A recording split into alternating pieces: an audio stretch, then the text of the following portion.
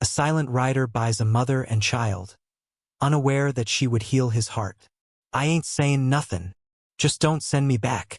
The wind tore through the barren plain, dry and merciless. It was a constant presence at Elias Thorne's homestead, a sound that had long ago replaced the need for company. It scoured the dust from the hard-packed earth and rattled the single window of his small, sturdy cabin. He moved through his days to its rhythm, a man whittled down to bone and purpose. He chopped wood deep into the night, as if splitting his guilt into pieces. He mended fences that bordered nothing but more emptiness, his movements deliberate and economical. Silence was the heavy blanket he pulled over a life that had ended years ago, right here on this land. Up on the low hill behind the cabin, beneath a lone, weathered pine, was a small mound of rocks. He never looked at it directly, but he felt its weight with every swing of the axe, with every weary breath he drew into his lungs. The homestead was not a home. It was a penance, a place to endure until time saw fit to wear him away completely, just as the wind wore down the mountains in the distance. His heart was a frozen patch of ground, and he had no expectation of a thaw. He was emotionally numb, a recluse living out his days in the vast, unforgiving wilderness. In the dusty town of Redemption, a place named for a hope few ever found, Alara stood beside the stagecoach. Her hand, raw and chapped, was a vice around the smaller hand of her son, Caleb. The child was a silent shadow at her side, his face buried in the folds of her thin, worn-down dress. She appeared broken, a fragile thing the prairie wind might carry away, but her eyes, though exhausted, were alert. They darted from the curious faces in the street to the saloon doors swinging on creaking hinges, seeing everything, trusting nothing. She was a woman disguised by hardship, her true identity concealed beneath layers of dust and fear.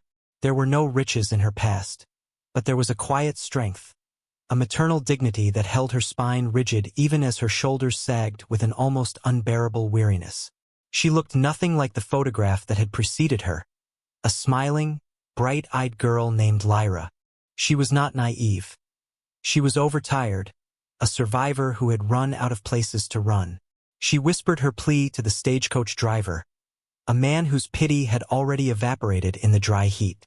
"Just don't send me back," he merely grunted, untying her single, battered trunk and letting it drop into the dust with a thud. She flinched. The sound was so final. Elias rarely came to town. It was a place of noise and judgment, a world he had turned his back on. But his supplies were low, and the first hint of a bitter winter was already in the air. He was tying a sack of flour to his saddle when he saw her. He saw the way she stood apart, an island of misery in the bustling street.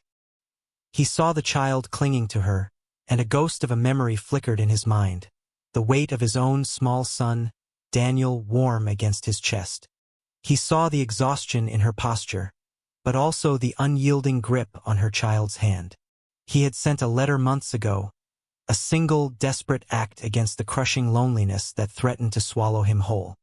He had enclosed a photograph of himself, a stiff, formal portrait, and a small sum of money for passage. He had been expecting a woman named Lyra, the woman in the photograph he received in return, a woman with a bold, easy smile. He looked at the woman by the stagecoach, her face pale and etched with hardship, and knew instantly she was not that person. He felt a familiar hollowness, the dull ache of another failed hope. He was about to turn away, to ride back to his silent piece of land and forget he had ever tried to break his own isolation. But then he saw the look in her eyes as a large, well-dressed man approached her. It was a look of pure animal terror. The man was Mr. Sterling, the town's land baron and the agent who had arranged the match. He was broad-shouldered and solid, a man whose wealth was as heavy and immovable as the desk in his office. He stopped before Alara, his gaze sweeping over her thin frame and the small, hiding child with unconcealed disdain.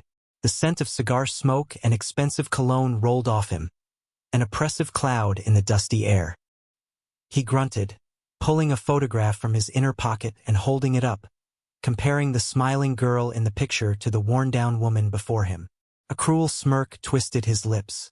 "This is not the woman I was promised," he boomed, his voice carrying across the street. The townsfolk stopped to watch, their faces a mixture of pity and salacious curiosity. "This is damaged goods. The deal is void." Alara stood rigid, her face a mask of concealed shame. She did not speak, did not defend herself. She simply pulled Caleb tighter against her leg, her knuckles white. She had expected this. She had feared it every mile of the long, rattling journey.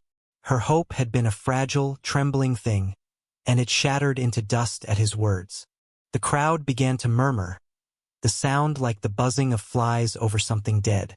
She was a public spectacle, a piece of unwanted baggage. From the shadows of the general store's porch, Elias watched. He saw her lower her gaze, saw her shoulders curve inward as if to shield her child from the force of the man's contempt. And in that moment, something inside him, a part of him he thought long dead, broke loose. It was a protective instinct, sharp and painful. It was the memory of his Sarah, standing alone against her family's disapproval when she chose him, a poor homesteader, over a wealthier suitor. He had failed to protect Sarah from the fever that took her. He had failed to protect his son. He would not stand by and watch another woman be broken by the world's cruelty. The creak of the floorboards under his boots was the only sound as he stepped into the pale winter sun. He moved with a slow, deliberate purpose, his tired eyes fixed on Sterling. He walked past Alara without looking at her, stopping directly in front of the bigger man. His own shoulders, though weary, were broad from years of hard labor. He was weathered, earthy, a man who belonged to the land, not the town. His voice, when it came, was low and rusty, like a hinge that hadn't been used in years. "The deal stands." Sterling laughed, a short, barking sound. "With what, Thorn? You're just a dirt scratcher with a haunted patch of rock." Elias didn't flinch. He reached into his saddlebag and pulled out a heavy leather pouch, placing it on a nearby rain barrel. The clink of gold coins was shockingly loud in the sudden silence. It was every dollar he had saved, the sum of 10 years of solitary work. His entire future was in that bag. "She's with me," he said, his voice flat and final. He still hadn't looked at Alara. His gaze was locked on Sterling, a silent challenge. The crowd fell silent. He had, in effect, bought her freedom. He didn't know it yet, but his first true home was standing right behind him. The journey to the homestead was a long, silent procession. Elias rode ahead on his horse, the weight of his impulsive act settling upon him like a shroud. Alara followed on foot, her hand once again gripping Caleb's. She had refused his offer to ride in the wagon with the supplies, her chin set in a stubborn, proud line. Her silence was a wall, thick with suspicion and fear. Who was this grim, quiet man who had paid a fortune for her? What would he expect in return? Every footstep in the dust was a question. Every gust of biting wind a reminder of her vulnerability. The wind stung the skin on her face, a physical sensation that mirrored the emotional coldness coiling in her gut. She was no longer publicly shamed, but she was owned. It felt like a different kind of cage, one whose bars were invisible but no less real. She watched his back, the straight, rigid line of his spine, the weary set of his shoulders, and saw a man as closed off as she was. This did not comfort her. It only deepened her unease. They were two strangers bound by a transaction, heading toward an unknown future in a desolate land. The vastness of the slate evening sky pressed down on them, emphasizing their smallness, their isolation. They arrived as dusk was settling, painting the barren landscape in shades of purple and gray. The cabin was stark, built of rough-hewn logs, with a thin curl of smoke rising from its stone chimney. It looked lonely, a solitary outpost against the encroaching wilderness. Inside, it was clean but Spartan. A wooden table, a single chair, a cot in one corner, and a stone hearth where a small fire crackled. There was nothing of softness, nothing of comfort. It was the dwelling of a man who had forgotten how to live, and only knew how to survive. Elias gestured with a nod toward the cot. "You and the boy," he said. It was the first thing he had said to her directly. He took a spare blanket from a chest and laid it out for himself on the floorboards near the stove. He was giving her the only bed, a small but significant gesture. She said nothing, merely nodded and led Caleb to the cot.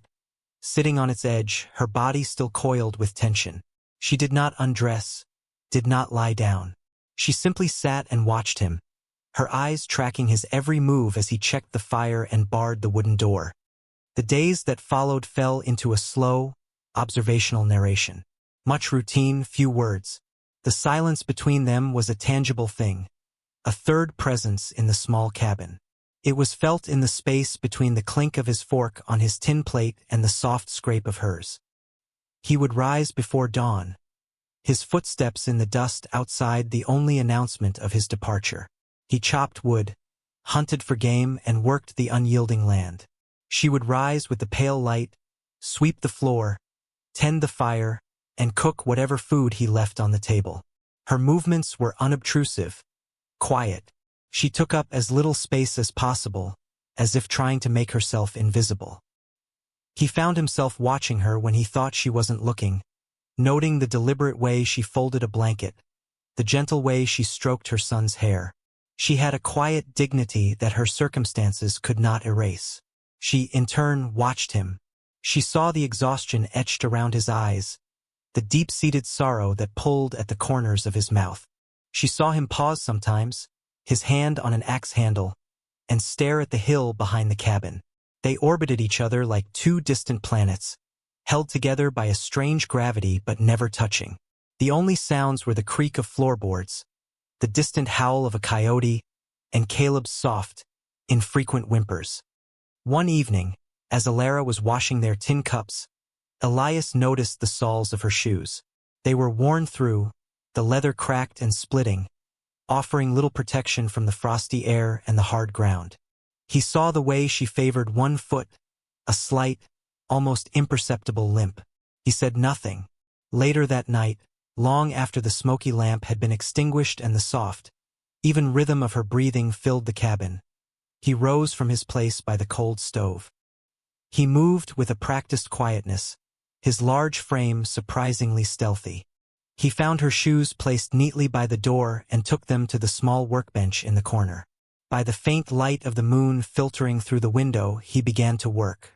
He used his strongest awl and his best wax thread, the same he used to repair his saddle. The metal clinking on tin was a small, private sound in the deep stillness. He cut patches from a scrap of his own worn-out leather coat, his calloused fingers surprisingly deft. He worked for hours, his head bent in concentration, as if this small act of mending could somehow repair the larger, broken things in their lives. Before the first hint of dawn, he placed the shoes back by the door, the new stitching dark and solid against the worn leather. When Alara woke, she saw them immediately. She crouched, her hand hovering over the shoes before she dared to touch them. She ran her fingers over the careful, strong stitches. A complex wave of emotion washed over her. Surprise, confusion, and a tiny, fragile seed of something she dared not name. It was an act of kindness, but it was also a reminder of her dependency. She looked over at Elias, who was stoking the morning fire, his back to her. He gave no sign that he had done anything out of the ordinary. She swallowed, her throat tight. She put the shoes on. They felt solid, protective. She said nothing. A few days later, Elias saw Caleb shivering as he played on the porch, his small hands blue with cold. That evening, he sat by the fire, a block of scrap pine and his whittling knife in his hands. He carved deep into the night, the shavings falling around his boots like snow. He worked until the block of wood transformed into a small, smooth horse, its head arched, its tail flowing. He left it on the porch rail before he went out to work. From the fields, he saw Caleb discover it. The boy's eyes widened, and a rare, hesitant smile touched his lips. He clutched the wooden horse to his chest as if it were a priceless treasure. Alara, watching from the window, saw Elias in the distance, and her brow furrowed. These were not the actions of a master. They were quiet, secret interventions, small gestures that began, ever so slowly, to chip away at the wall of her fear. He was not just providing for her. He was caring for her. The first snows came early, light dustings that melted by noon. Then the blizzard hit. It arrived without warning. A churning wall of white that descended from the slate evening sky and swallowed the world whole. The wind, no longer a merciless whisper, became a deafening howl, a wild beast clawing at the log walls of the cabin. Drifts piled up against the wooden door, and the single window was soon caked with a thick layer of cracking ice. The world shrank to the four walls of the small room, the dusty vastness outside replaced by a suffocating, swirling whiteness. They were trapped. The forced proximity amplified the tension between them, the silence now charged and heavy. There was no work to be done outside, no escape from each other's presence. Elias methodically checked his dwindling woodpile. Alara rationed their food with a careful hand. They moved around each other in the cramped space, their bodies sometimes brushing, sending jolts of awareness through them both. The storm raged for 3 days, and on the third night, Caleb's quiet whimpers turned into a feverish moan. His small body burned with heat. His breathing grew shallow and ragged, a terrible rattling sound that filled the cabin. Alara's carefully constructed composure shattered. Her quiet dignity gave way to a raw, trembling fear. She bathed his forehead with snowmelt, her hands unsteady. She tried to coax him to drink, but he refused, his eyes glassy and unfocused. She was a mother watching her child slip away, helpless against an invisible enemy. She crouched by the cot, her own breathing hitched with suppressed sobs, her world narrowing to the small, struggling form of her son. Elias watched her, and the sight of her desperate, frantic grief was a physical blow. It was a mirror of his own past, of the night he had sat exactly where she was now, holding Sarah's hand as a fever stole her life, listening to the labored breaths of his infant son in his cradle. The guilt he had kept buried for so long rose up, choking him, but with it came a clarity of purpose. He could not change the past, but he would not let it repeat itself. He gently touched Alara's shoulder. She flinched, then looked up at him, her eyes wide with panic and exhaustion. "Let me," he said, his voice quiet but firm. He took the cloth from her, his movements calm and deliberate. He had endured this before. He knew its terrible landscape. He knew the signs, the rhythms, the small battles that had to be won. He crouched by the boy, his large, weathered hand resting on Caleb's chest, feeling the frantic heartbeat. He breathed softly, steadily, as if he could will his own strength into the child. He spent the long, dark hours of the night tending to the boy, brewing a bitter, pungent tea from a stash of herbs he kept for his own ailments, forcing a few drops at a time between Caleb's dry lips. Alara sat in the single chair, a silent, rigid statue, and watched him. She saw not a buyer, not a stranger, but a man fighting a ghost. The pale winter sun finally broke through the thinning clouds at dawn. The wind's howl softened to a moan. Inside the cabin, Caleb's breathing eased.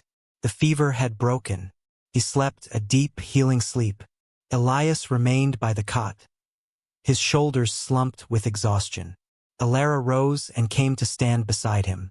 She looked from her sleeping child to the tired, drawn face of the man who had saved him. The ice around her heart, so long frozen solid, began to thaw. "Thank you," she whispered, the words raw and full of an emotion she couldn't yet define. He simply nodded, his eyes closed. But in that shared moment of relief, the vast, silent space between them had finally, irrevocably, closed. When the snows finally melted and the land began to breathe again, the need for supplies became urgent. The seeds for the spring planting were needed, along with flour and salt. Elias knew he had to go to town. The thought of leaving them alone filled him with a new, unfamiliar anxiety. The homestead no longer felt like a penance, but a sanctuary he had to protect. He hesitated for a full day before he spoke. "I need to go to Redemption," he said, not looking at her. "For seeds," he paused, then added, his voice low. "You should come." The boy, too, it was not a command, but an invitation. an acknowledgement that they were a unit now, not just two separate people sharing a roof. Alara looked at him, searching his face. The fear she had once felt was replaced by a growing, unsteady trust. She had seen the gentleness in his hands, the deep sorrow in his eyes. He was a man of quiet, reliable actions. She nodded her assent. The journey to town was different this time. She and Caleb sat on the wagon seat beside him. The silence was no longer a void but a comfortable space, filled with the shared experience of the blizzard and the quiet understanding that had grown in its wake. Caleb, clutching his wooden horse, occasionally pointed at a hawk circling in the sky, and Elias would nod, a small, almost imperceptible smile touching his lips. Redemption was as dusty and busy as before, but Alara felt different. She was not the abandoned, shamed creature who had arrived months ago. She walked beside Elias, her head held higher, but the town had a long memory. As they were leaving the general store, a voice, slick with malice, cut through the noise of the street. Well, look what the thaw washed in. The dirt scratcher and his second-hand bride, it was Sterling. He stood with a group of his cronies, his face flushed with whiskey and arrogance. He felt mocked by their presence, by the sight of Alara looking healthier, a hint of color in her cheeks, and by the quiet, protective way Elias stood near her. His pride had been wounded by their transaction, and he meant to inflict a wound in return. "Did he pay a good price for you, girl?" he sneered, his eyes raking over her. "Did you tell him you were sent because your pretty sister wouldn't have him? That you're nothing but your family's shame, sent west to be forgotten?" The words were like stones, each one a sharp, bruising impact. Alara froze. The fragile confidence she had built crumbled. She lowered her gaze, her body becoming rigid with a familiar, suffocating humiliation. The townsfolk stopped to stare, their faces hungry for the drama. Caleb sensed his mother's distress and clung tightly to her skirt, burying his face in its folds. She was about to break. Before she could retreat completely into herself, Elias moved. He didn't say a word. He simply stepped in front of her, placing his body between her and Sterling's venomous gaze. He was a shield, a solid, massive, unbreachable wall. His silence was more powerful than any shout. He met Sterling's mocking eyes, and his own were as hard and unyielding as the granite of the mountains. The air crackled with tension. The crowd, sensing a confrontation that went deeper than insults, fell silent. For a long moment, the only sound was the wind kicking up dust in the street. Then Elias spoke. His voice was not loud, but it was clear and steady, and it carried with an undeniable authority. "She's with me." He let the simple words hang in the air, a declaration of fact. He looked from Sterling to the watching crowd, his gaze sweeping over them, daring any of them to challenge him. Then he looked back at Sterling and delivered the final, devastating blow to the man's pride. "Not bought," he said, his voice dropping slightly but losing none of its force. "Chosen," the word landed with the weight of a judge's gavel. It was absolution. It was a reclaiming of her worth, her dignity. Sterling, for the first time in his life, was stunned into speechlessness. His face turned a mottled red, and he sputtered, but no words came out. Alara looked up at Elias, at the strong, straight line of his back. Tears, hot and cleansing, streamed down her face. He had not just protected her from an insult. He had given her back a piece of her soul. She stayed. The ride back to the homestead was quiet, but the quality of the silence had transformed completely. It was no longer empty or tense. It was a soft, warm blanket of shared understanding. Alara sat on the wagon seat beside him, the setting sun casting a golden light on her face, illuminating the tear tracks on her dusty cheeks. She felt a profound sense of peace, a feeling so foreign she could barely identify it. She was safe. For the first time since she could remember, she felt truly and completely safe. That evening, they sat on the small porch as the stars began to appear in the vast, dark sky. The wind whispered through the dry grass, a gentle, lulling sound. The confession scene unfolded naturally, without preamble. She began to speak, her voice soft and sometimes broken, telling him the story she had held inside her like a poison. She told him of Lyra, her beautiful, willful twin, who had captured the hearts of all the boys in their town. She told him of the arrangement made with a wealthy man out west, and how Lyra, in love with a traveling gambler, had laughed at the idea of being a homesteader's wife. She had run away a week before she was meant to leave. Elara then spoke of herself, of a brief, foolish love that had left her with a child and a lifetime of her family's shame. They saw a cruel opportunity. They sent her in Lyra's place, with Lyra's photograph and Lyra's name, hoping to be rid of their burden forever. "They just wanted me gone," she whispered to the darkness. Elias listened. He did not interrupt, did not offer hollow words of pity. He just sat beside her, his presence a solid, comforting weight. He heard the pain and betrayal in her voice, but he also heard the incredible strength that had allowed her to endure it all. He absorbed her story, letting it settle into the quiet spaces of his own heart. When she fell silent, the only sound was the chirping of crickets. He took a deep breath, the air cool and clean. Then he spoke. He told her of the grave on the hill. He told her about Sarah, his young wife, full of laughter and hope, who had believed in this harsh land and in him. He spoke of their first winter, of the brutal cold and the sickness that had come swiftly, a deep fog they couldn't fight.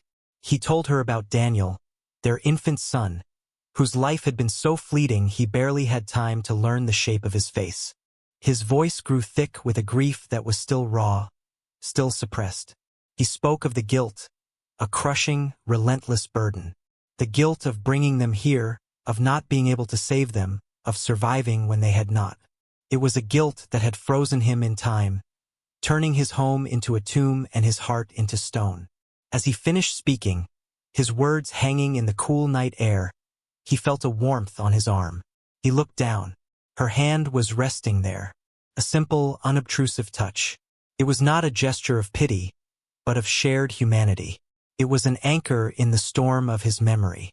In that moment, on that dark porch under a canopy of stars, they were no longer two separate, wounded people defined by their pasts. They were two survivors who had found in each other's brokenness a profound and unexpected strength. They were no longer alone. The homestead began to change, reflecting the transformation within its inhabitants. The seeds Elias had bought in town were planted, and soon, tender green shoots pushed their way through the dark, rich earth. He worked the land with a new energy, his movements no longer just a way to pass the time but an act of building a future. He began to build an addition to the cabin, a small, separate room for Elara and Caleb. The sound of his hammer echoed in the valley, a rhythm of purpose and creation. The days were filled with the quiet, steady work of making a home. Elara, in turn, began to cultivate her own space. Near the front door, she planted a small garden, tending to it with a gentle, focused care. She had brought a small pouch of seeds with her, a hidden remnant of a life she thought she had lost. Soon, bright spots of color, yellows, reds, and blues, appeared against the dusty brown of the landscape. She planted herbs, and their fragrant scent mingled with the smell of pine and dry earth. She had brought life and color back to a place that had been monochrome for years. A new sound began to fill the air, one Elias had not heard in a very long time. Laughter. It started with Caleb. As the boy's world expanded beyond the confines of his mother's skirt, his silence gave way to a child's natural curiosity and joy. Elias took him down to the creek and taught him how to skip stones, patiently showing him how to flick his wrist just so. Caleb's delighted squeals as a stone bounced 4, then 5 times across the water's surface were a revelation. Elias found himself smiling, a real, unforced smile that reached his tired eyes. He carved a small flock of animals for the boy, a wolf, a bear, a deer, and they would sit together on the porch steps, acting out silent dramas in the dust. Elara would watch them, a soft, warm feeling growing in her chest. She began to sing as she worked in her garden, quiet, gentle melodies from her childhood. The sound drifted on the breeze, and for Elias, it was more beautiful than any music he had ever heard. It was the sound of contentment, the sound of peace. It settled in his heart like warmth from the stove on a cold night. He saw her one evening, reading to Caleb from a worn book by the light of the lamp, her calm, steady voice weaving a story. He didn't know it then, but this was the moment he realized he was finally, truly home. The seasons turned, and winter arrived again. But this time it was not a threat.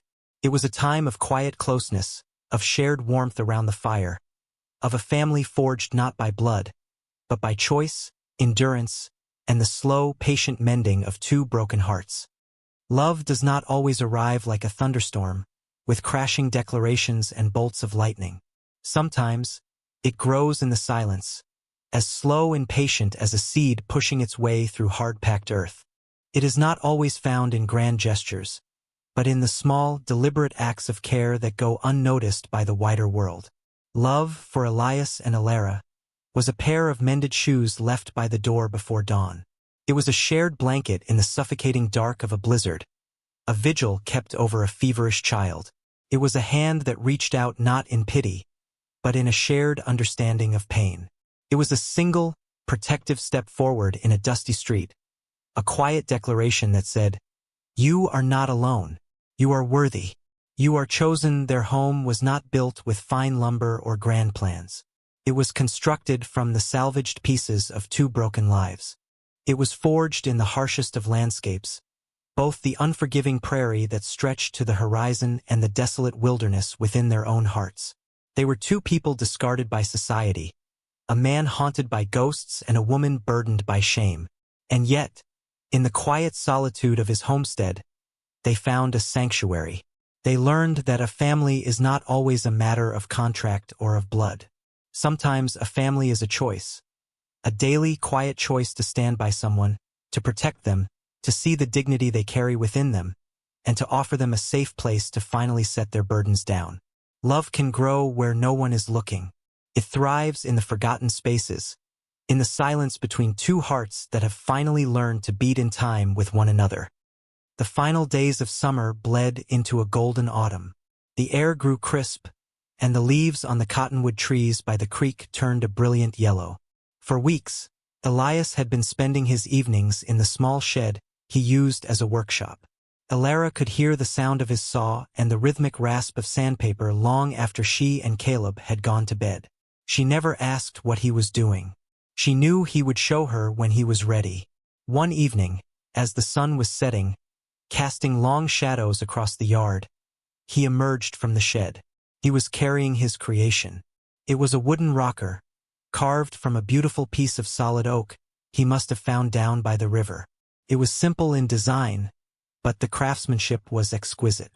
The wood was sanded so smooth it shone with a soft, warm light of its own. It was a broad, sturdy chair with wide, comfortable armrests.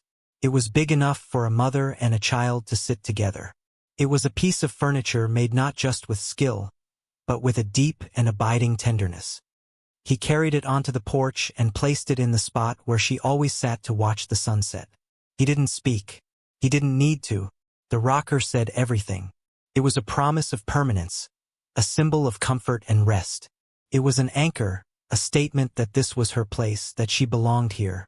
It was his heart, made of wood. She walked over to it, her hand tracing the smooth, curved lines of the backrest. She sat down, the chair fitting her perfectly, as if it had been made just for her. She pulled Caleb, sleepy from the day's play, onto her lap. The chair moved with a gentle, soothing rhythm. She looked up at Elias, who stood watching her, his face unreadable in the twilight. Her eyes, however, conveyed everything words could not. Gratitude, love, a sense of peace so profound it was almost overwhelming. He stood in silence for a long moment.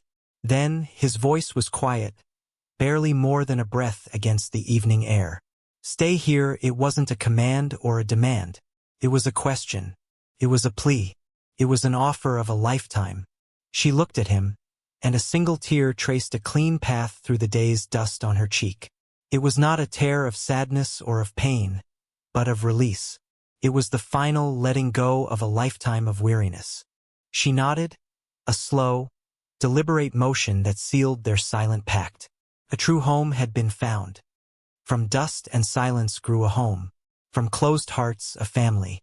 If the story touched you, like warm light in a cold night, then carry it with you.